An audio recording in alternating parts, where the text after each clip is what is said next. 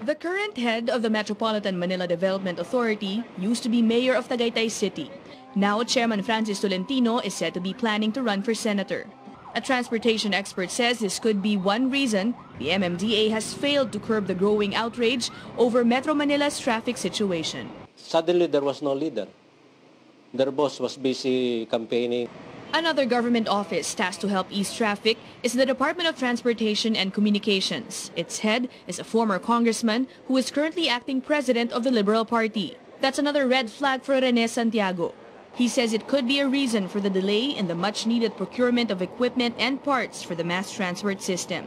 Since the Aquino administration took office in 2010, Santiago says the capacity of Metro Manila's major rail lines have dwindled. In 2010, the MRT had about 60 coaches. Today, it's down to 45 on a lucky day. Santiago says LRT1 had more than 100 rail cars. Today, you're lucky if you have 85 running. Like you want to raise funding here for the candidacy of some president, so you delay it, you dribble the ball. The tendering becomes very complicated. You lengthen it until you find a way to squeeze some money somewhere.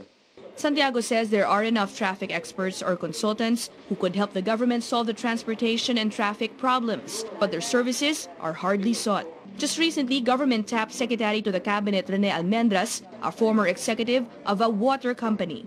If traffic management is shielded from politics, a commuters group believes the problem would not be this bad. For the Union of Filipino Consumers and Commuters, the solution is simple. Just enforce the law, especially those that discipline buses and go after colorums. Kung naglalagay itong mga malalaking higanting bus companies na ito, bakit sila pipi, bulag at bingi? Andyan naman eh. Pwede na i-enforce mo lang yung batas, ba't di nila i-enforce? Meron ba silang pinoproteksyonan? RJ Javellana, an official of the group, says this lack of enforcement because of politics is also seen at the local level, where tricycles, for instance, are commonly blamed for bad traffic. Tulad ng mga konsihal, boto tingin nila dyan eh. Boto, dito sa mga tricycle drivers. Government insists it's trying to do what it can. Almendra said the traffic problem being complex requires involvement of several other government agencies. He's appealing to the public to cooperate when traffic rules are enforced. Many wish, though, that the administration applied the drastic measures seen in the past couple of days a long time ago, not when it's on the last stretch of its term. Ina Andolong, CNN Philippines.